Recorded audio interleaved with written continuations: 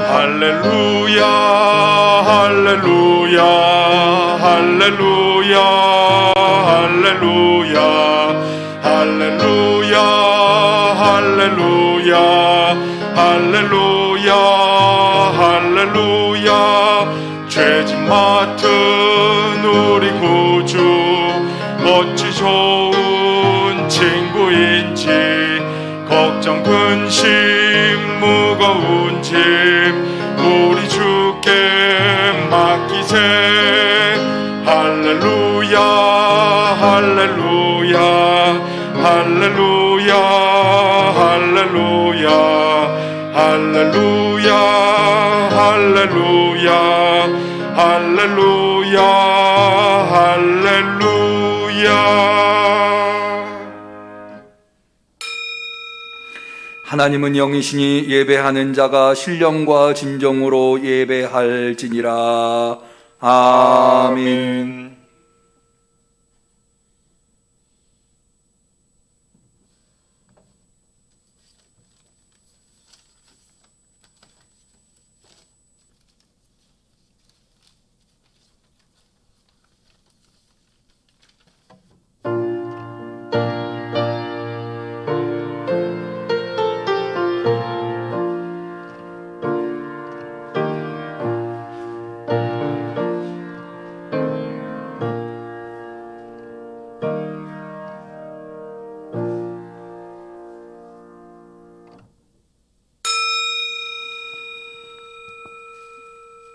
내 영혼아 여호와를 송축하라. 여호와 나의 하나님이여 주는 심히 광대하시며 존귀와 권위를 입으셨나이다. 땅의 기초를 두사 영원히 요동치 않게 하셨나이다. 여호와여 주의 하신 일이 어찌 그리 많은지요. 주께서 지혜로 저희를 다 지으셨으니 주의 부요가 땅에 가득하니이다. 내 영혼아 여호와를 송축하라. 할렐루야. 아멘.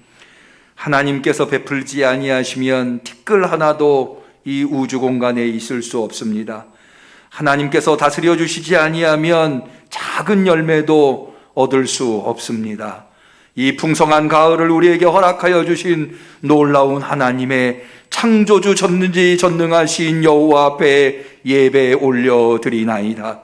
대면으로 비대면으로 마음과 정성을 다하여 예배드리는 우리 성도들의 중심마다 찾아와 주시옵소서. 대면으로 비대면으로 예배드리는 모든 처소에 하나님의 은혜를 강복하옵소서. 예수님의 이름으로 기도 올리옵나이다. 아멘.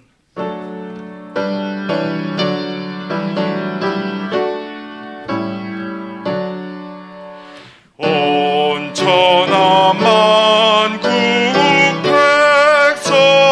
백성들 그 사랑 찬송하도다. 어린이 노래까지도 구주를 찬송하도다.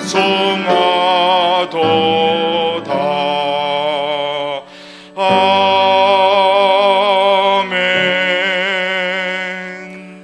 성령을 보내주시사 예배의 주님 되신 하나님 앞에 우리의 신앙을 고백할 때에 전능하사 천지를 만드신 하나님 아버지를 내가 믿사오며 그 외아들 우리 주 예수 그리스도를 믿사오니 이는 성령으로 잉태하사 동정녀 마리아에게 나시고 본디오 빌라도에게 고난을 받으사 십자가에 못 박혀 죽으시고 장사한 지 사흘 만에 죽은 자 가운데서 다시 살아나시며 하늘에 오르사 전능하신 하나님 우편에 앉아 계시다가 저리로서 산 자와 죽은 자를 심판하러 오시리라. 성령을 믿사오며 거룩한 공회와 성도가 서로 유통하는 것과 죄를 사하여 주시는 것과 몸이 다시 사는 것과 영원히 사는 것을 믿사옵나이다. 아멘.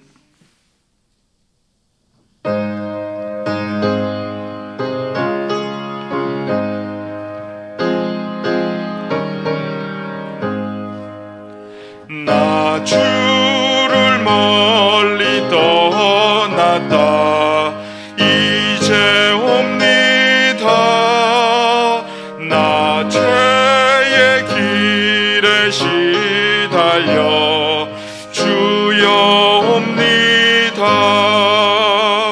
나 이제 왔으니 내 집을 찾아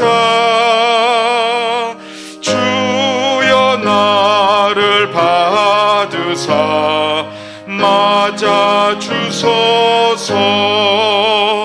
그 귀한 세월 보내고 이제 옵니다. 나 뉘우치는 눈물로 주여 옵니다. 나 이제 왔으니 내 집을 찾아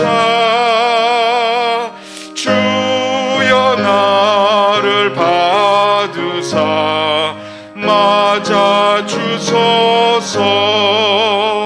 나 죄에 매여 고달파 이제 옵니다. 주 크신 사랑 받고자 주여 옵니다. 나 이제 왔으니 내 집을 찾아 주여 나를 받으사 맞아 주소서. 이 병든 마음을 고치려 이제 옵니다. 큰 힘과 소망 바라고 주여 옵니다. 나 이제 왔으니 내 집을 찾아 주여 나를 받으사 맞아 주소서. 나 바랄 것이 무언가 우리 주 예수 나 위해 돌아가심만 믿고 옵니다. 나 이제 왔으니 내 집을 찾아 주여 나를 받으사 맞아 주소서.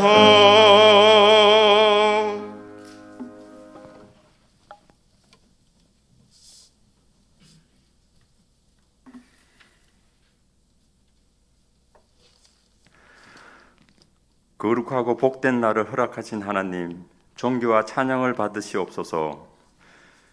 우리가 이 시간 세상으로 빠지지 않고 하나님의 전에 나와서 예배를 드릴 수 있으니 감사합니다. 오늘 저희 모든 믿음의 권속들이 기쁨으로 찬양 드리고 예배를 드리게 하시니 감사합니다. 이 시간 드려지는 예배가 하나님 앞에 상달되게 하옵소서. 각자의 기도 제목에 응답이 있는 예배가 되게 하옵소서. 소망이 넘치는 예배가 되고 은혜가 충만한 예배가 되게 하옵소서. 아버지 하나님, 여전히 코로나가 확산되고 있는 가운데 다음 달부터는 코로나와 함께 우리의 가정이나 일터에서 같이 생활하며 살아가야 된다고 합니다. 이를 계기로 코로나가 더 확산되지 않게 하옵시고 경제가 살아나고 우리가 살아가는데 불안이 없게 하옵소서. 주님, 건축을 위해 기도드립니다. 지역사회의 개발로 성전 건축의 사명을 주셨고 임시 예배처소에서 예배드리며 성전 건축의 꿈을 키워주셨습니다. 4년이라는 긴 세월이 지나 성전 건축이 완공되고 2021년 10월 13일 준공 허가까지 내주셨습니다. 먼저 하나님께 감사와 영광을 돌려드립니다. 또한 응암교회 성도님들의 헌신과 물질과 피와 땀의 결실이오니 아버지께서 응암교회 모든 성도님들에게 위로해 주시고 물질과 축복을 주시옵소서.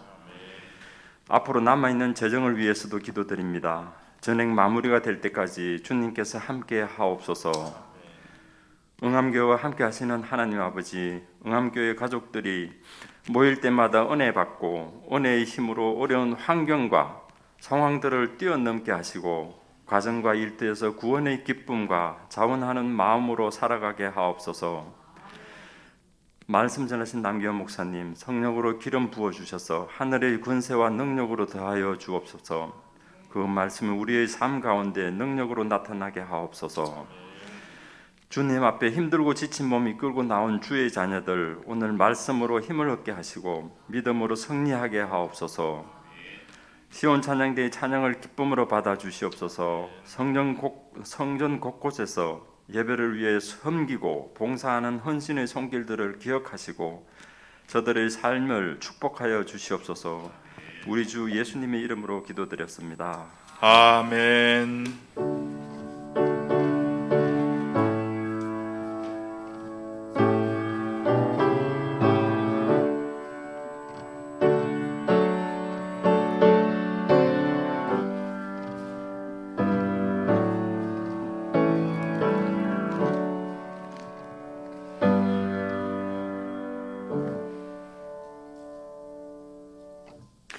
하나님께서 우리의 간절한 기도를 들어주시기를 축원합니다. 아멘. 성시교독의 시간입니다. 교독문은 1번 시편 1편의 교독문이 되겠습니다.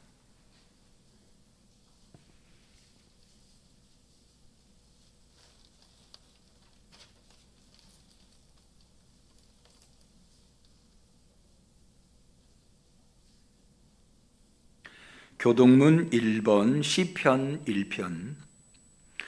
복 있는 사람은 악인의 꾀를 쫓지 아니하며 죄인의 길에 서지 아니하며 오만한 자의 자리에 앉지 아니하고 오직 여호와의 율법을 즐거워하여 그 율법을 주야로 묵상하는 자로다. 저는 시냇가에 심은 나무가 시절을 쫓아 과실을 맺으며 그 잎사귀가 마르지 아니함 같으니 그 행사가 다 형통하리로다. 악인은 그렇지 않으며 오직 바람에 나는 겨와 같도다. 그러므로 악인이 심판을 견디지 못하며 죄인이 의인의 회중에 들지 못하리로다. 같이 합니다. 대저 의인의 길은 여호와께서 인정하시나 악인의 길은 망하리로다. 아멘. 하나님의 말씀은 다니엘서 9장 18절 19절 두 절의 말씀이 되겠습니다.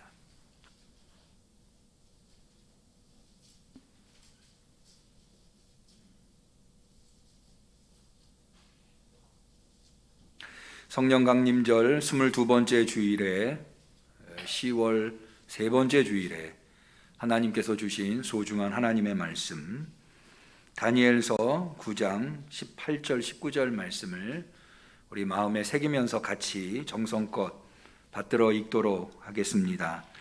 나의 하나님이여 귀를 기울여 들으시며 눈을 떠서 우리의 황폐된 상황과 주의 이름으로 일컫는 성을 보옵소서. 우리가 주의 앞에 간구하옵는 것은 우리의 의를 의지하여 하는 것이 아니요 주의 큰 긍휼을 의지하여 함이오니 주여 들으소서. 주여 용서하소서. 주여 들으시고 행하소서. 지체치 마옵소서. 나의 하나님이여 주 자신을 위하여 하시옵소서. 이는 주의 성과 주의 백성이 주의 이름으로 일컫는 바 됨이니이다. 이는 하나님의 말씀입니다. 아멘. 시온 찬양대의 특성이 있겠습니다.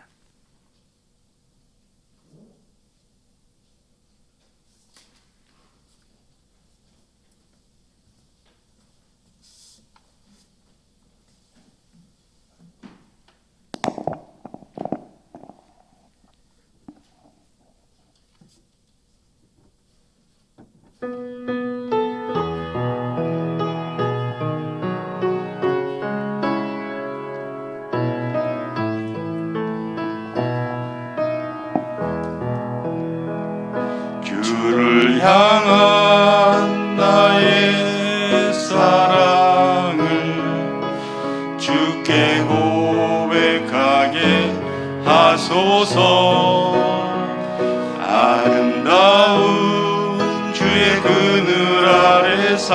알며 주를 보게 하소서. 주님의 말씀 선포될 때에 땅과 하늘 진동하리니 나의 사랑 고백하리라. 나의 구주 나의 친구 부드러운 주의 속삭임 나의 이름을 부르시네. 주의 능력 주의 영광을 보이사 성령을 부으소서. 메마른 곳 거룩해지도록 내가 주를 찾게 하소서. 내 모든 것 주께 드리리. 나의 구주 나의 친구 온 마음으로 주를 바라며 나의 사랑 고백하리라. 나를 향한 주님의 그 크신 사랑 간절히 알기 원해. 주의 은혜로 용서하시고 나를 자녀 삼아 주셨네. 나의 사랑 고백하리라. 나의 구주 나의 친구 나의 사랑 고백하리라. 나의 구주 나의 친구. 아멘.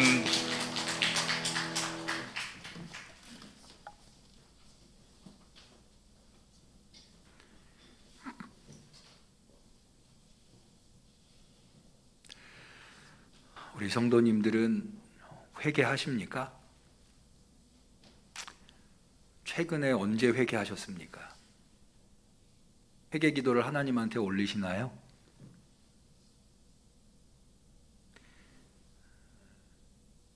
사실 회개 기도를 좋아하는 사람은 없습니다. 왜냐하면 자신의 잘못을 인정해야 하기 때문입니다. 그럼에도 불구하고 우리는 회개해야 합니다. 왜냐하면 오직 회개를 통해서만이 우리는 구원을 얻을 수 있기 때문입니다. 그래서 예수님께서도 공생애를 시작하시면서 첫 번째 설교가 회개 설교셨습니다. 마태복음 4장 17절, 이때부터 예수께서 비로소 전파하여 가라사대 회개하라 천국이 가까웠느니라 하시더라. 이뿐이 아닙니다. 예수님께서 승천하시고 교회의 시대를 연 베드로도 오순절날 첫 번째 한 설교가 회개 설교입니다. 사도행전 2장 28절, 베드로가 가로되 너희가 회개하여 각각 예수 그리스도의 이름으로 세례를 받고 죄 사함을 얻으라. 그리하면 성령을 선물로 얻으리라. 회개를 선포한 것입니다. 회개하는 신앙인이 되어야 합니다. 회개에서 구원을 얻는 우리와 함께 성도님들이 되시기를 축원합니다. 왜 회개하지 않습니까? 죄를 짓지 않기 때문입니까? 그게 아니라는 것 우리 스스로가 너무나 잘 압니다. 당장 어제만 해도 이루 말할 수 없는 죄들을 지었을 겁니다. 남들은 몰라도 나는 알지 않습니까? 회개해야 합니다. 더군다나 우리 개신교도들은, 개신교의 성도들은 회개해야 합니다. 왜냐하면 종교개혁이 바로 이 회개로부터 출발했기 때문입니다. 천주교가 부패와 타락에서 허덕이고 있을 때 개신교는 분연히 일어나서 천주교의 그 부패와 타락에 저항했습니다. 지금 우리는 10월을 지나고 있습니다. 10월은 종교개혁의 달입니다. 왜냐하면 10월 31일 종교개혁자 마틴 루터가 비텐베르크 성당 계단에 95개조 반박문 그것을 붙이면서 종교개혁이 시작되었고 우리들은 그 종교개혁의 후예들이기 때문입니다. 종교개혁이 회개와 밀접한 관련이 있다고 하는 것은 여러분이 잘 아시는 대로 종교개혁이 촉발된 면죄부에서 발견해 볼 수 있습니다. 천주교가 면죄부를 팔면서 타락과 부패의 나락으로 떨어졌던 것이요.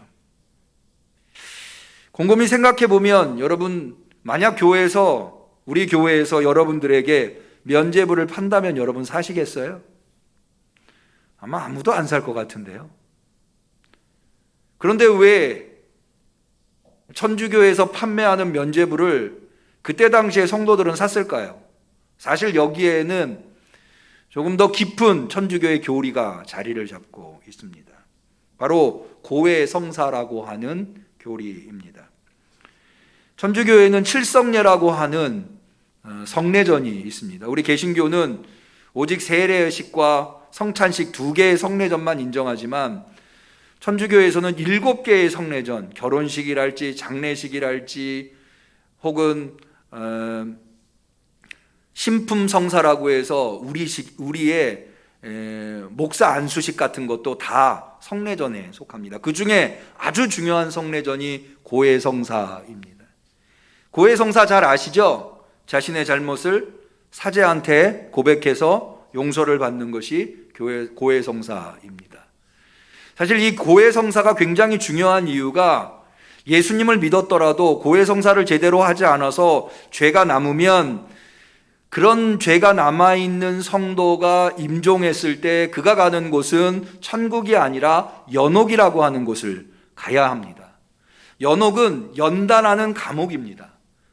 그러니까 죄가 남아있는 영혼이 그 죄의 문제를 해결하지 않고는 천국에 들어갈 수 없기 때문에 그 죄의 문제를 해결하기 위해서 연옥에서 연단받고 그리고 천국에 올라가게 되는 겁니다. 그러니까 고해성사를 꼭 해야 되는 겁니다. 고해성사를 해서 자기가 지은 죄를 사면을 받아야 되는 거죠. 고해성사를 하면 어떻게 사면을 받느냐?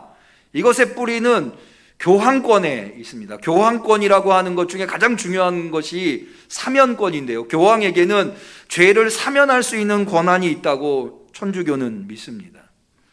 거기에 근거로 마태복음 16장 16절에 나와 있는 말씀을 근거로 듭니다. 거기에는 시몬 베드로, 이 베드로는 천주교에 의하면 제1대 교황으로 보고 있는데요. 베드로가 예수님 앞에 그리스도 고백을 하죠. 그 유명한 고백, 주는 그리스도시요 살아계신 하나님의 아들입니다 라는 고백을 했을 때 예수님께서는 베드로를 축복하시면서 이어진 18절에 이렇게 말씀하십니다. 또 내가 내게 이르노니 너는 베드로라. 베드로라고 하는 말의 의미는 반석 혹은 바위 그런 뜻입니다. 사실 우리가 베드로라고 부릅니다만은 원래 베드로의 원래 이름은 시몬입니다. 근데 시몬이라고 하는 이름을 가지고 있는 베드로한테 베드로라고 하는 이름을 붙여준 분이 예수님이에요. 그래서 베드로라, 내가 이 반석 위에, 베드로가 바위라고 하는 뜻이기 때문에 그 반석 위에 내 교회를 세우리니, 예수님의 교회를 세운다는 거예요. 음부의 권세가 이기지 못하리라.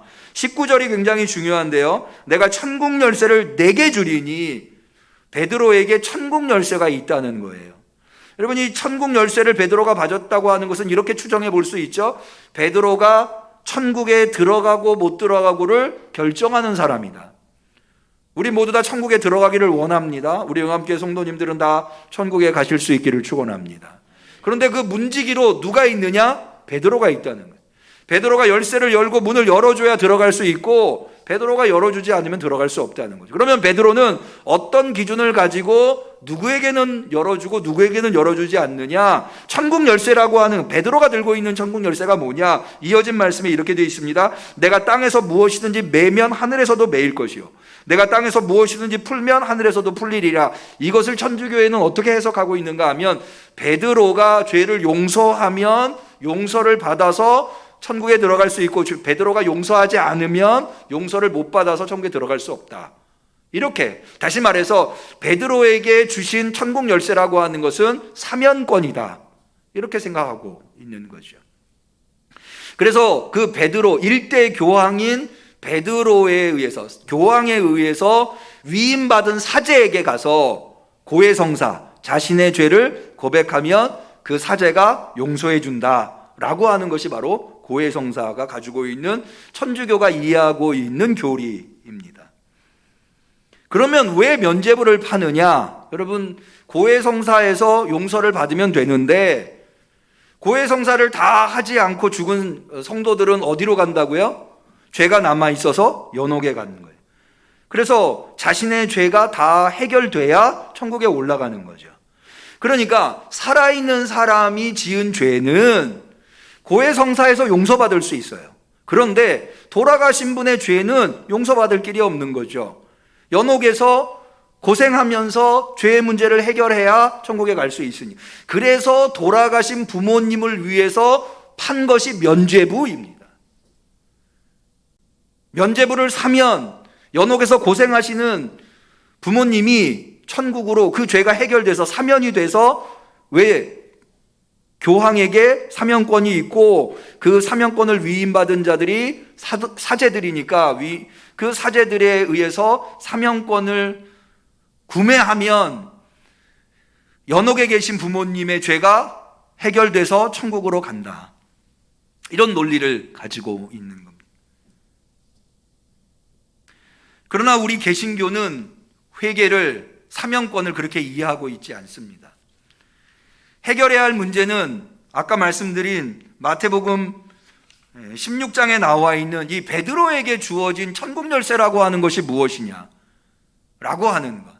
그런데 천주교에서는 베드로라고 하는 사람에게 천국 열쇠를 줬고 교회를 세웠고 음부의 권세가 이기지 못하는 것이다 라고 해석하지만, 우리 개신교는 그 말씀을 베드로 사람에게 준 것이 아니라 베드로가 될 수 있었던 이유가 무엇입니까? 예수님을 그리스도로 고백한 것, 그 고백이 있었기 때문에 베드로일 수 있었던 거죠. 그러니까 베드로라고 하는 것은 상징적인 의미일 뿐, 정말로 베드로가 지칭하는 것은 무엇이냐? 바로 예수님에게 한 그리스도 고백. 그러니까 예수님께서 세우신다고 하는 교회는 베드로라고 하는 사람에게 세웠다는 것이 아니라 베드로가 한 고백 위에 예수님이 교회를 세우신 것이다. 예수님을 그리스도로 고백한 것. 그래서 그 고백 위에 세워진 교회가 천국 열쇠를 가지고 있다. 그래서 예수님을 그리스도로 고백하면 예수님께서 약속하신 대로 사면을 해주시는 것이다. 그러니까는 베드로에게 사면권이 있는 것이 아니라 사면권은 누구에게 있다? 예수 그리스도에게 있다. 예수님을 그리스도로 고백한 자들에게 예수님은 사면해 주신다고 약속해 주셨기 때문에 십자가에 달리신 그분에게 사면권이 있는 거지 베드로에게 사면권이 있는 것이 아니다.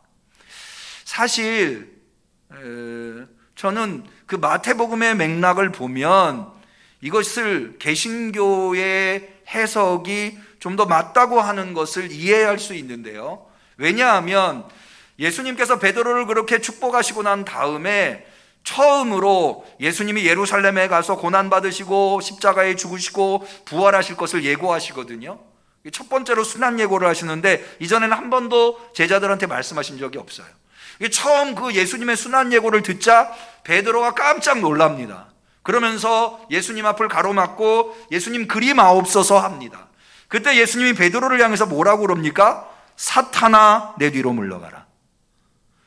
베드로에게 사탄이라고 예수님이 말씀하세요. 여러분, 사람은 그렇습니다.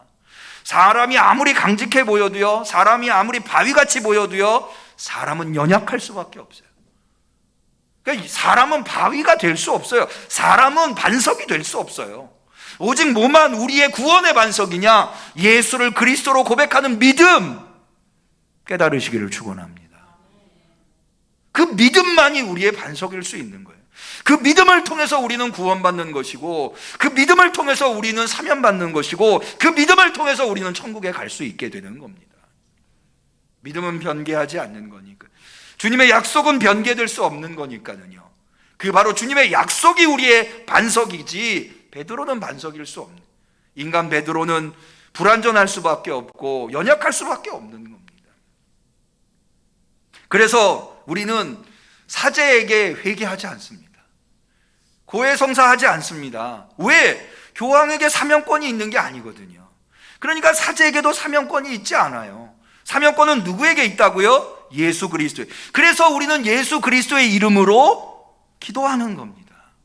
예수 그리스도에게 회개해서, 직접 예수 그리스도에게 회개해서 예수 그리스도의 이름으로, 예수 그리스도의 은총으로, 믿음으로 말미암아 죄사함을 얻게 되는 거예요.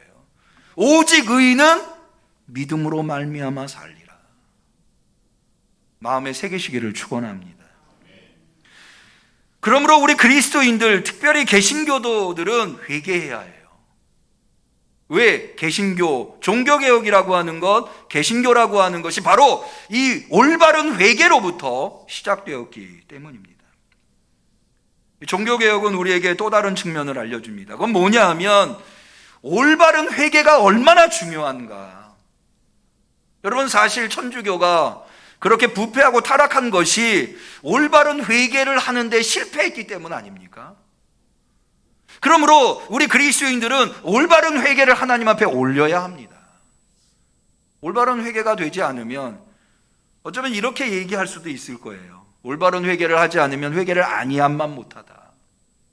우리 함께 성도님들은 다 올바른 회개를 하실 수 있기를, 그래서 구원을 얻으실 수 있기를, 그래서 한 사람도 나고자 없이 천국의 소망을 가지고 살아가실 수 있기를 축원합니다.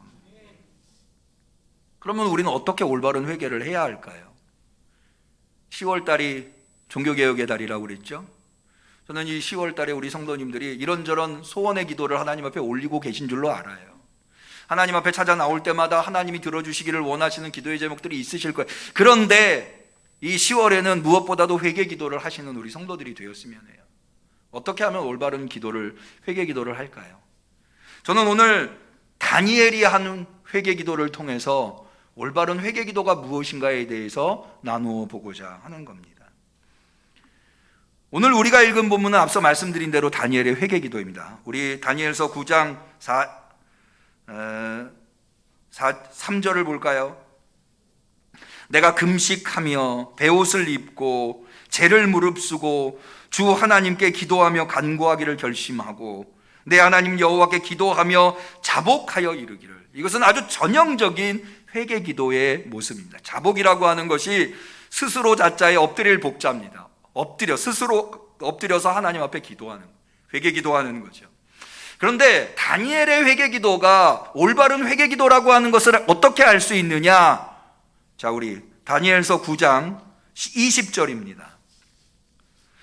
다니엘서 9장 4절로부터 19절까지가 다니엘이 하나님 앞에 올린 회개 기도의 내용이고요. 그 다음에 그렇게 회개 기도를 하고 난 다음에 하나님께서 응답해 주시는 부분이 20절 이하에 나오는데, 제가 읽어보겠습니다. 내가 이같이 말하여 기도하여 내 죄와 및 내 백성 이스라엘의 죄를 자복하고 내 하나님의 거룩한 산을 위하여 내 하나님 여호와 앞에 간구할 때에, 곧 내가 말하여 기도할 때에 이 상 중에 본 그 사람 가브리엘이 빨리 날아서 저녁 제사를 드릴 때 즈음에 내게 이르더니, 내게 가르치며 내게 말하여 가로되, 하나님이 보내신 가브리엘 천사가 회개 기도를 한 다니엘에게 나타나서 하는 이야기입니다. 다니엘아, 내가 이제 내게 지혜와 총명을 주려고 나왔나니 곧 내가 기도를 시작할 즈음에 명령이 내렸으므로 이제 내게 고하러 왔느니. 이게 무슨 얘기냐면, 다니엘이 하나님 앞에 회개 기도를 시작하자마자, 아직 회개 기도를 다 한 게 아니에요. 다니엘이 회개 기도를 시작하자마자 하나님이 가브리엘 천사한테, 야, 너 빨리 다니엘에게 가서 응답해 줘라. 다니엘이 회개 기도를 아직 하지도 않았는데 이제 시작하려고 해요. 그런데 하나님이 가브리엘 천사를 즉시 보내는 거예요. 여러분, 이거를 보면 무엇을 느끼십니까? 하나님이 얼마나 이 회개 기도를 기다리셨는가 알 수 있잖아요. 그리고 다니엘의 회개 기도가 하나님 마음에 얼마나 합했는가 알 수 있지 않겠습니까? 이걸 통해서 우리는 다니엘의 회개 기도가 올바른 회개 기도였다고 하는 확신을 할 수 있는 거죠.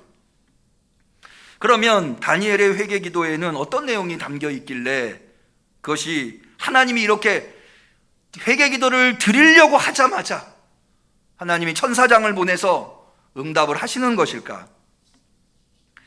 먼저 이 다니엘의 회개 기도를 이해하기 위해서 이 다니엘의 회개 기도가 어떻게 시작되었는가를 좀 볼 필요가 있습니다. 우리가 다니엘서는 크게 두 부분으로 구별을 합니다. 1장에서 6장까지는 여러 이야기들로 되어 있습니다. 바벨론의 포로로 끌려간 다니엘과 다니엘의 세 친구들의 이야기 유명하죠. 풀무불에서 다니엘의 세 친구가 느부갓네살 왕이 만든 우상에 절하지 않는다고 해서 다니엘의 세 친구가 풀무불에 던져지지 않습니까? 그러나 머리털럭 하나 상하지 아니하고 하나님의 도우심으로 그 풀무불에서 건져지는 것. 또 뿐만 아니라 다니엘이 사자굴에 들어가는 이야기는 너무나 유명하죠.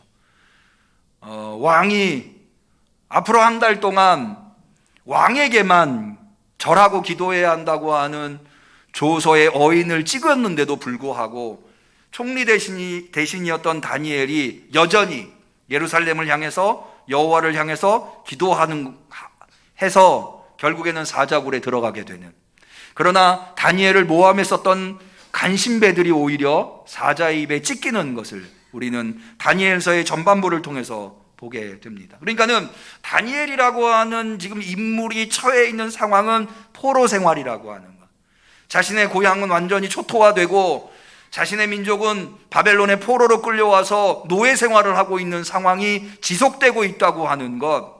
그런 상황 속에서 다니엘은, 그러니까는 민족적 고통, 미래를 내다볼 수 없는 완전히 희망이 사라져버린 절망 가운데서 지금 하고 있는 것이 다니엘의 회개기도라고 하는 것 알 수 있습니다. 다니엘은 이런 상황 속에서 어떤 내용으로 회개기도를 합니까?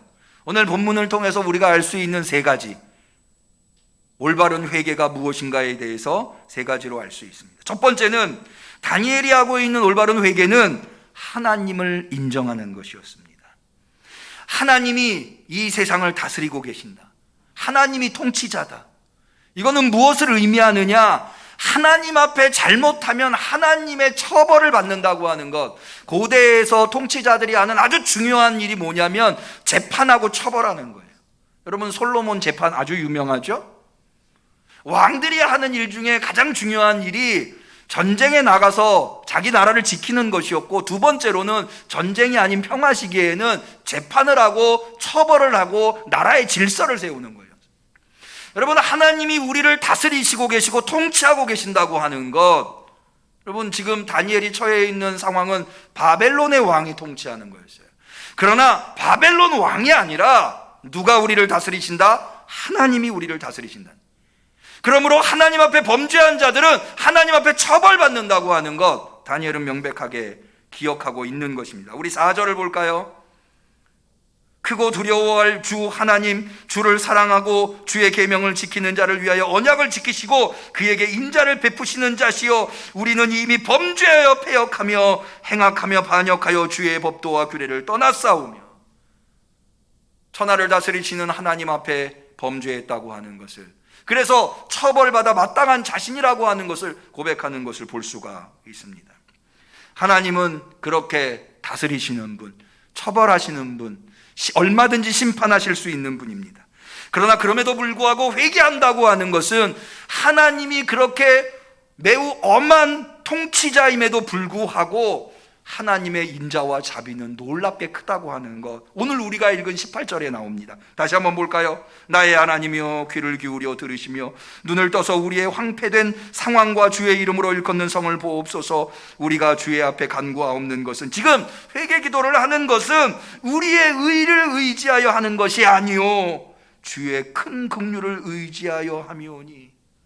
주의 큰 긍휼. 여러분은 회개라고 하는 것이 가능한 이유는 하나님이 나를 처벌하실 수 있는 분이지만, 그러나 그 하나님이 나에게 큰 긍휼을 가지고 계신 분이기 때문에 우리는 주님 앞에 회개할 수 있는 겁니다.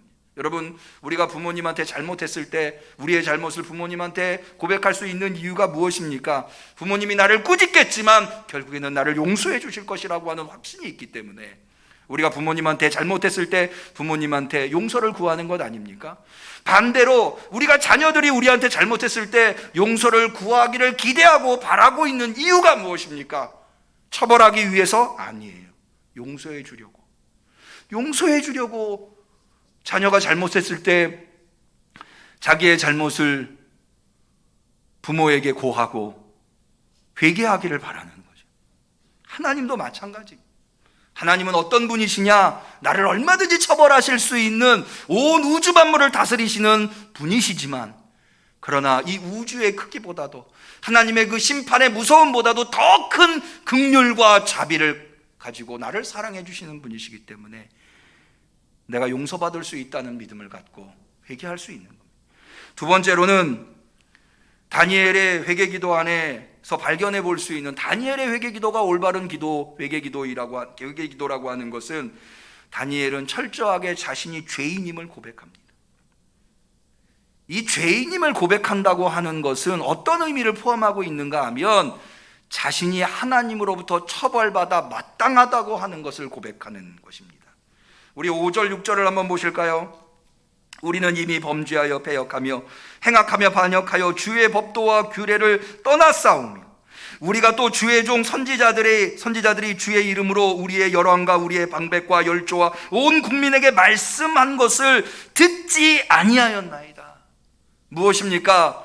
무엇이 잘못인가를 몰라서 범죄한 게 아니고, 하나님은 뭐가 잘못됐는지를 분명히 선지자들을 통해서 왕들에게, 백성들한테 명백하게 알려주셨어요. 모세의 율법을 통해서 명백하게 알려주셨어요. 그래서 백성들은 너나 할 것 없이 무엇이 옳은 것이고 무엇을 행하면 안 되는 것인가를 정확하게 알고 있어요. 그럼에도 불구하고 범죄하지 않는 것, 죄를 짓지 않는 것이 무엇인가를 알매도 불구하고 범죄했다는 거예요. 변명의 여지가 없는 거예요. 여러분, 우리가 그렇지 않나요? 예수 믿는 사람 치고 이웃을 사랑해야 된다고 하는 것을 모르는 사람이 어디 있습니까? 예수 믿는 사람 치고 용서해야 된다는 걸 모르는 사람이 어디 있어요? 예수 믿는 사람 치고 어려운 이웃을 도와야 된다는 걸 모르는 사람이 어디 있어요? 알지만 하지 않는 거예요. 거짓말하지 말아야 된다는 것, 남을 속이지 말아야 된다고 하는 것, 남을 무시하면 안 된다고 하는 것 모르는 사람이 어디 있어요? 아는데도 하지 않는 거예요. 그게 범죄예요. 그러니까 알매도 불구하고 마땅히 행하여 했음에도 불구하고 하지 않았기 때문에 변명의 여지가 없는 거예요. 입이 10개라도 할 말이 없는 거죠. 처벌받아 마땅한 거예요. 여러분, 예수님께서 제자들한테 말씀하시면 아무든지 나를 따라오려거든 뭐하고? 자기를 부인하고 자기 십자가를 지고 나를 쫓을 것이니라. 이게 무슨 의미인지 아십니까? 사실은 이거는 재판에서 사용되는 의미예요. 자기를 부인하고 자기 십자가를 진다고 하는 것은, 십자가가 여러분 잘 아시다시피 이게 처벌, 그러니까는 형벌이에요. 자기가 지은 죄에 대한 재판관이 내린 형벌이에요. 그런데 자기를 부인한다고 하는 것은, 여러분 그 형벌이 나한테 부당하다고 느끼면 오늘날 우리는 뭘 합니까? 1심에서 판사가 형벌을 내렸어요. 근데 내가 지은 죄보다 훨씬 더 큰 형벌을 나한테 내렸어요. 그럼 난 뭐 합니까? 항소하죠. 그런데 항소를 포기하는 거예요. 나는 그 처벌이 나한테는 단 거야. 나는 사실 그보다 더 큰 죄를 저질렀어 라고 고백하는 게 바로 자기를 부인하는 거예요. 여러분, 우리가 지은 죄를 생각하면 하나님한테 천벌을 받아 마땅한 사람들이에요. 그렇지 않나요? 다른 사람 앞에서는 내가 죄인이 아닌 것처럼 행할 수 있어요. 얼마든지 이런저런 변명을 할 수 있어요. 그런데 하나님 앞에서는 내가 무슨 변명을 할 수 있겠어요? 나의 잘못을 낱낱이 알고 계신데 내가 뭐라 변명하겠어요? 자기를 부인하는 수밖에 없는, 하나님의 처벌을 달게 받겠습니다 라고 하는 고백, 이것밖에는 없는 거예요. 다니엘은 그렇게 고백하고 있는 거예요. 그런데요, 그럼에도 불구하고 자신이 범죄하였고 하나님이 얼마든지 나를 심판하시는 것을 내가 달게 받아야 할 죄인임에도 불구하고 다니엘이 회개 기도를 하는 것은 여전히 희망을 갖기 위해서, 미래를 열기 위해서 다니엘은 하나님 앞에 회개 기도한. 여러분, 회개라고 하는 건 누가 하는 거냐면 소망이 없는 사람이 소망을 어떻게 해서든지 가지려고 하는 게 회개 기도예요. 깨달으시기를 축원합니다. 그래서 회개 기도가 소중한 거예요. 여러분, 다니엘이 지금 민족적 절망 속에서 하나님한테 철저히 회개함으로 하나님의 긍휼하심과 도우심으로 미래를 열고자, 그래서 이 다니엘의 회개기도 이후에 나오는 내용은 하나님께서 이스라엘을 어떻게 구원하실 것인가, 앞으로 미래에 일어날 일들에 대해서 다니엘에게 말씀해 주시는 내용이 나옵니다. 미래를 열어 제치려고 회개하는 거예요. 여러분은 회개의 신비로움은, 회개는 과거의 잘못을 하나님 앞에 고백하는 거예요. 그럼에도 불구하고 회개하는 자의 마음은, 회개하는 자의 눈길은 어디에 머물고 있는가? 미래에 머물고 있는 거예요. 앞서 말씀드렸죠? 왜 우리가 회개합니까? 구원을 얻기 위해서. 과거에 머물러 있는 것이 아니라 미래를 향해 나가려고 회개하는 겁니다. 하나님은 회개하는 자들에게 미래의 희망을 베풀어 주시는 겁니다. 여러분, 이렇게 따지고 보면 여러분, 회개는 바로 믿음의 기초입니다. 믿음이 무엇입니까? 하나님을 인정하는 것. 믿음이 무엇입니까? 내가 비록 죄인이지만 예수 그리스도의 공로로, 예수를 그리스도로 믿음으로 구원을 받겠다고 하는 것, 그게 믿음 아닙니까? 믿음이 무엇입니까? 미래에 놓여있는 천국을 소망하는 것, 이게 믿음이죠. 회개에 그런 것들이 담겨 있다면 회개는 곧 믿음의 기초라고 할 수 있는 겁니다. 그러므로 회개하지 않는 자들, 올바른 회개를 하지 않으면 믿음의 기초가 없는 것이고 믿음의 기초가 무너져 있는 거예요. 그러기에 우리에게는 뼈아픈 일이지만 회개가 필요합니다. 사실 회개는 뼈아프게 해야 돼요. 그러면 천주교를 우리가 종교개혁으로 예를 들었습니다만 사실 이 고해성사라고 하는 것은 원래 참 좋은 교리들을 담고 있어요. 고해성사가 4가지 의미를 담고 있는데요, 첫 번째가 뭐냐 하면 통찰입니다. 자기 자신에 대한 통찰. 자기 자신이 죄인이라고 하는 것에 대한 통찰 없이 어떻게 회개 기도를 하겠습니까? 두 번째는 뭐냐 하면 통회입니다. 자신의 죄를 괴로워하는 거예요. 내가 왜 죄를 지었을까? 내가 왜 그렇게 했을까? 여러분, 우리가 우리의 죄에 대해서 뼈아픔을 느껴야 돼요. 우리가 우리의 죄에 대해서 처절한 고통을 느껴야 돼요. 만약 그렇게 하지 않잖아요? 그러면 우리는 지옥에서 영원토록 뼈아픔을 느낄 거예요. 우리는 지옥에서 영원토록 고통을 느낄 지금 철저하게 뼈아파하고 철저하게 고통스러워할 때에 내 죄로 말미암아, 그럴 때 나는 구원을 향할 수 있는 겁니다. 세 번째는 뭐냐 하면 고백이에요. 고백해. 하나님, 내가 죄인입니다. 잘못했습니다. 나를 벌하소서. 네 번째는 보속이에요. 보속은 뭐냐면 보답할 보자에 속죄할 속자예요. 죄 지은 것을 속죄하기 위해서 보답한다 라는 의미예요. 그래서 거기에는 사실은 기도도 들어가고 금식도 들어가고 성경 읽기도 들어가고 그런 걸 통해서 다시 내 자신을 정화한 굉장히 좋은, 우리가 마땅히 해야 할 일들이에요. 그러나 사실 제대로 된 통찰, 제대로 된 통회, 제대로 된 고백, 제대로 된 보속이 없었기 때문에 천주교는 잘못된 길로 가게 되었던 겁니다. 저는 지금이 우리가 회개해야 할 때라고 생각합니다. 왜 그런가? 우리는 지난 2년 동안 질병으로 너무 많이 시달렸어요. 경제가 회복될 것이라고 하는 기대가, 그런 기대를 가지고 있는 사람은 그리 많지 않아요. 고통 속에 있었어요. 두 번째로는 우리 응암교회는 새성전의 시대를 열어야 하잖아요.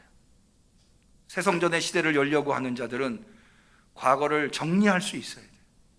회개해야 돼요. 세 번째로는 우리가 지금 종교개혁의 달 10월을 지나고 있잖아요. 여러분, 우리 한민족의 부흥과 발전, 이 대한민국의 부흥과 발전에 대해서 최근에 여러 차례 말씀드렸습니다마는, 이 대한민국의 부흥과 발전의 기저에, 밑바탕에는 뭐가 있냐? 사실 회개가 있습니다. 그것을 어떻게 알 수 있느냐? 여러분, 우리 조선 말에 이 민족이 얼마나 어려운 상황이었는가 여러 차례 말씀드렸어요. 단적인 예로 조선이 무능하고 타락하고 부패했기 때문에 이 조선의 주도권을 놓고 청일전쟁이 1894년에 한반도 땅에서 일어났어요. 러일전쟁도 그로부터 10년 후에 이 한반도 땅에서 다 조선의 주도권을 놓고 이 주변의 강대국들이 싸우고 있는 거예요. 그러고 있는데도 조선의 정부는 아무것도 할 수 있는 게 없었어요. 무능하고 무기력하고 타락하고 부패했죠. 그렇게 1894년에 그리고 1904년에 청일전쟁과 러일전쟁을 치르고 난 다음에 이 민족에게 각성운동이 일어났는데, 그게 바로 1907년 평양대부흥운동이에요. 이 평양대부흥운동은 사실 1903년 원산에서 여자 선교사님들을 중심으로 해서 성경 공부로부터 시작됐다고 평가합니다. 지난주에 한글날을 지난 주일에 우리가 한글 보급에 기독교가 얼마나 큰 기여를 했는지 말씀드렸죠? 그러므로 말미암아 얼마나 국민들의 이 지성을 깨웠는가, 특별히 여성들을 깨웠는가를 이야기를 나눴어요. 그래서 이 여성 선교사들이 여성을 중심으로 해서 성경 공부를 하다가 결국에는 1907년 1월 장대현 교회에서 길선주 목사님을 중심으로, 처음에는 외국인 선교사님들을 중심으로 했는데 이제 그것이 확산돼서 길선주 목사님을 중심으로 해서 평양대 부흥운동이 일어나기 시작. 이 평양대 부흥운동을 통해서 우리 조선은, 그리고 대한민국은 새로운 희망을 갖게 된 겁니다. 이 평양대 부흥운동은 어떤 운동이었느냐? 회개운동이었어요. 도덕성 회복운동이에요. 여러분, 개신교가요, 술, 담배 안 하잖아요. 술, 담배 왜 안 하게 된 줄 아십니까? 천주교는 술, 담배 하는데 개신교는 왜 술, 담배 안 하는 줄 아십니까? 술, 담배를 안 하게 된 결정적인 계기가 바로 이 1907년 1월 평양대 부흥운동으로부터 시작된 거예요. 철저하게 조선 말에 지식인들이, 사회 상류층들이 민족의 미래가 없다고 판단하고 술에 빠져 사는 거예요. 마약에 빠져 살고, 그래서 가정이 와해되고 인생이 망가지고 미래가 없는 거죠. 그때 1907년에 평양대 부흥운동을 통해서 우리가 철저히 회개하자, 잘못 사는 것, 성령운동, 도덕성 회복운동, 회개운동이 바로 평양대 부흥운동. 그때에 바로 이 민족의 미래가 밝혀지기 시작한 겁니다. 우리는 지금 회개해야 합니다. 회개해야 할 때예요. 우리 응암교회 성도님들, 회개함으로 새 시대를 여실 수 있기를 축원합니다. 마지막으로 기도를 하고 싶은데요, 회개 기도를 하고 싶은데요, 다른 기도 할 수 있지만 앞서 우리는 다니엘서 9장에 나와 있는 다니엘의 회개 기도를 살펴봤어요. 이 다니엘의 회개 기도가 내 기도라고 생각하시고, 우리의 기도라고 생각하시고, 제가 이 다니엘서 9장 4절에서부터 19절까지의 말씀을 기도 올리듯이 봉독하겠습니다. 여러분들은 쭉 따라서 속으로 같이 기도하는 마음으로, 통회하는 마음으로, 회개하는 마음으로, 우리의 잘못을 고백하는 마음으로 기도할 수 있었으면 좋겠어요. 그리고 다 봉독하고 난 다음에는 개인적으로 잠시 하나님 앞에 진심된 마음으로 내가 죄인임을 고백할 수 있었으면 좋겠습니다. 그럼 기도하겠습니다. 크시고 두려워할 주 하나님, 주를 사랑하고 주의 계명을 지키는 자를 위하여 언약을 지키시고 그에게 인자를 베푸시는 자시요, 우리는 이미 범죄하여 패역하며 행악하며 반역하여 주의 법도와 규례를 떠났사오며, 우리가 또 주의 종 선지자들이 주의 이름으로 우리의 열왕과 우리의 방백과 열조와 온 국민에게 말씀한 것을 듣지 아니하였나이까. 주여, 공의는 주께 돌아가고 수욕은 우리 얼굴로 돌아오며 오늘날과 같아서 유다 사람들과 예루살렘 거민들과 이스라엘이 가까운 데 있는 자나 먼 데 있는 자가 다 주께서 쫓아보내신 각국에서 수욕을 입었사오니 이는 그들이 주께 죄를 범하였음이니이다. 주여, 수욕이 우리에게 돌아오고 우리의 열왕과 우리의 방백과 열조에게 돌아온 것은 우리가 주께 범죄하였음이니다마는 주 우리 하나님께는 긍휼과 사유하심이 있사오니 이는 우리가 주께 패역하였음이오니 우리 하나님 여호와의 목소리를 청종치 아니하며 여호와께서 그 종 선지자들에게 부탁하여 우리 앞에 세우신 율법을 행치 아니하였음이니이다. 온 이스라엘이 주의 율법을 범하고 치우쳐가서 주의 목소리를 청종치 아니하였으므로 이 저주가 우리에게 내렸으되 곧 하나님의 종 모세의 율법 가운데 기록된 맹세대로 되었사오니 이는 우리가 주께 범죄하였음이니이다. 주께서 큰 재앙을 우리에게 내리사 우리와 및 우리를 재판하던 재판관을 쳐서 하신 말씀을 이루었사오니 온 천하의 예루살렘에 임한 일 같은 일이 없나이다. 모세의 율법에 기록된 대로 이 모든 재앙이 이미 우리에게 임하였사오나 우리는 우리의 죄악을 떠나고 주의 진리를 깨닫도록 우리 하나님 여호와의 은총을 간구치 아니하였나이다. 이러므로 여호와께서 이 재앙을 간직하여 두셨다가 우리에게 임하게 하셨사오니 우리의 하나님 여호와는 행하시는 모든 일이 공의로우시나 우리가 그 목소리를 청종치 아니하였음이니이다. 강한 손으로 주의 백성을 애굽 땅에서 인도하여 내시고 오늘과 같이 명성을 얻으신 우리 주 하나님이여, 우리가 범죄하였고 악을 행하였나이다. 주여, 내가 간구하옵나니 주는 주의 공의를 쫓으사 주의 분노를 주의 성 예루살렘 주의 거룩한 산에서 떠나게 하옵소서. 이는 우리의 죄와 우리의 열조의 죄악을 인하여 예루살렘과 주의 백성이 사면에 있는 자에게 수욕을 받음이니이다. 그러한즉 우리 하나님이여, 지금 우리의 종의 기도, 지금 주의 종의 기도와 간구를 들으시고 주를 위하여 주의 얼굴빛을 주의 황폐한 성소에 비추시옵소서. 나의 하나님이여, 귀를 기울여 들으시며 눈을 떠서 우리의 황폐된 상황과 주의 이름으로 일컫는 성을 보옵소서.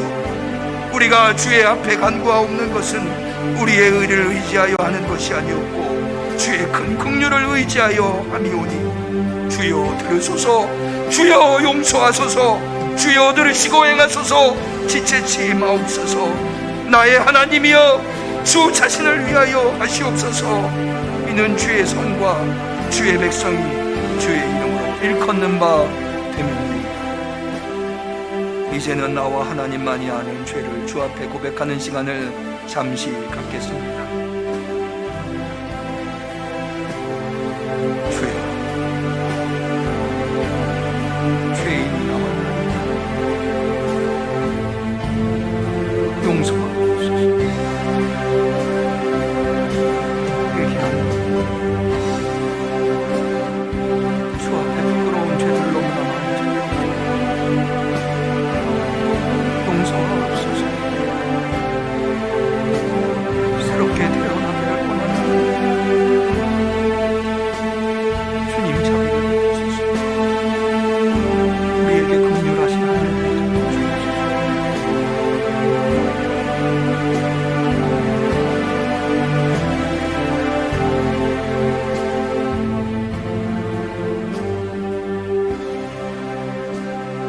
무한한 긍휼로 우리를 사면하시는 예수님의 이름으로 기원하나이다. 아멘. 우리는 감사하는 마음으로 이 예물을 드립니다.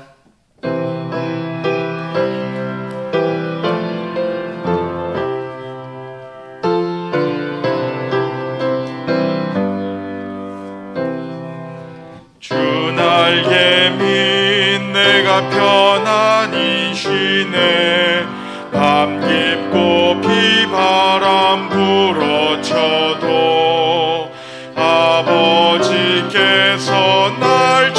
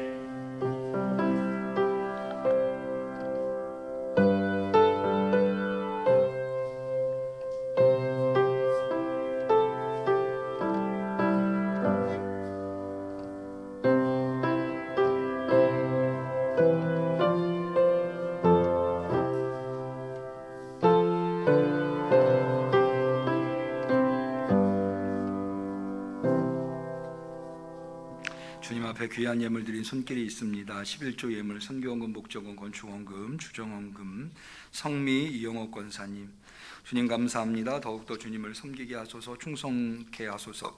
선이 주노미노 지키시고 보호하시고 인도하실 줄 믿습니다. 성지선 집사님, 해리와 예서의 삶을 주관하시고 책임져 주옵소서. 김상중, 김명 집사님, 신승혜 집사님, 김용순 성도님, 김순경 권사님, 일려전도회가 건축원금을 하나님 앞에 드리셨습니다.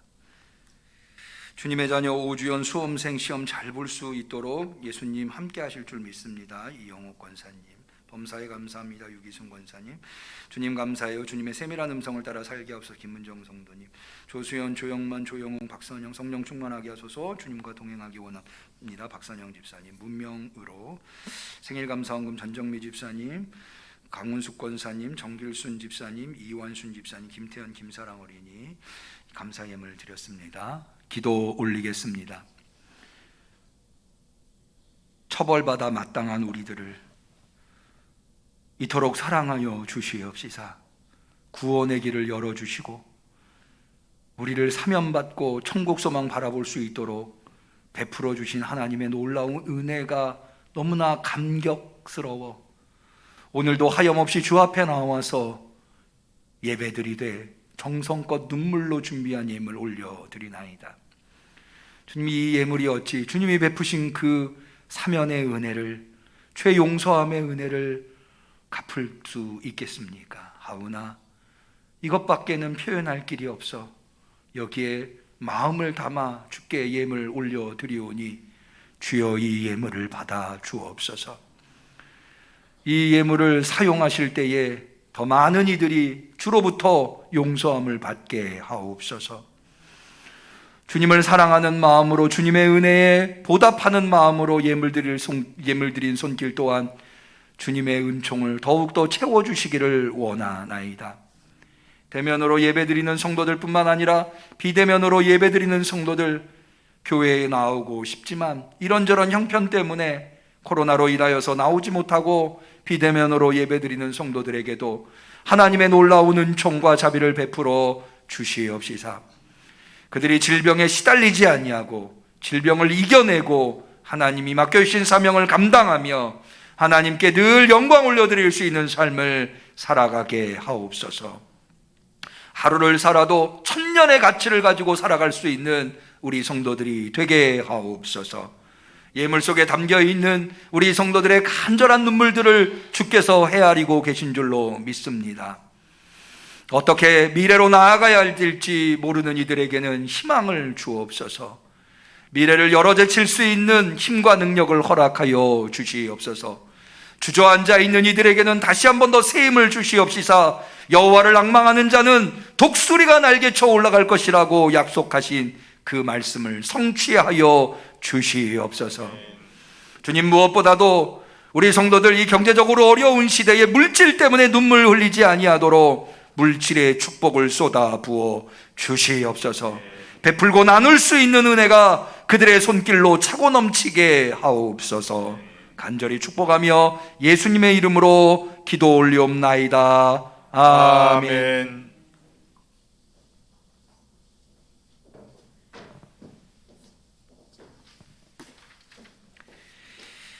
교회 소식을 말씀드리겠습니다. 교회 소식은 받으신 순서지를 참고하시고요. 중요한 광고 두 가지를 드리겠습니다. 먼저 우리 교회가 성전 건축을 하고 이미 문자를 받아보셨겠습니다마는 지난주에 준공허가가 떨어졌습니다. 그래서 이제 우리 교회가 온전히 하나님께 입당을 드릴 수 있게 되었습니다. 해서 이번에 우리가 미루어 왔던 입당 예배와 임직 예배를 우리 임직 후보자들, 임직 대상자들이 오랜 동안 준비하며 기다려왔는데 날짜를 12월 5일, 12월 첫째 주입니다.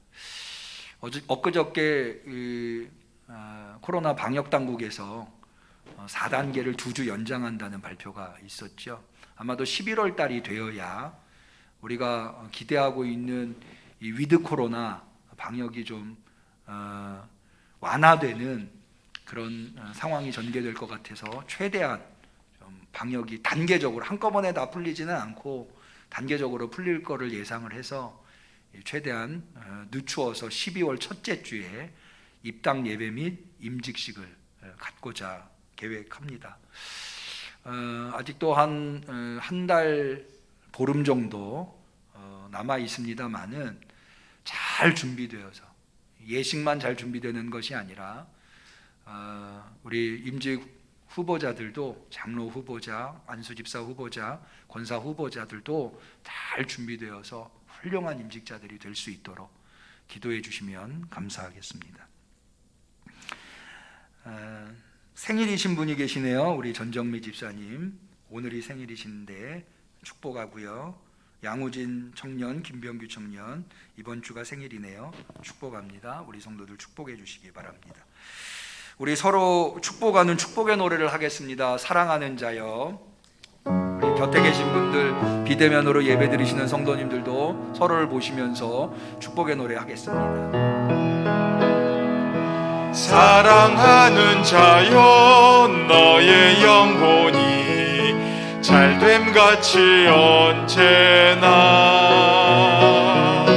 범사에 잘되고 강건하기를 내가 간구하노라. 우리 하나님께 영광의 박수 올립니다. 곁에 계신 분들과 서로 인사를 나누겠습니다. 그리스도의 평화를 빕니다. 그리스도의 평화를 빕니다.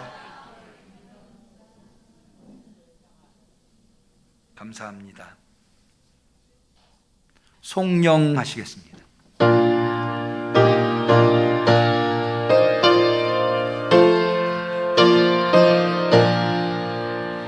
이 천지가 만물들아 복 주시는 주 여호와 전능 성부 성자 성령 찬송하고 찬송하세.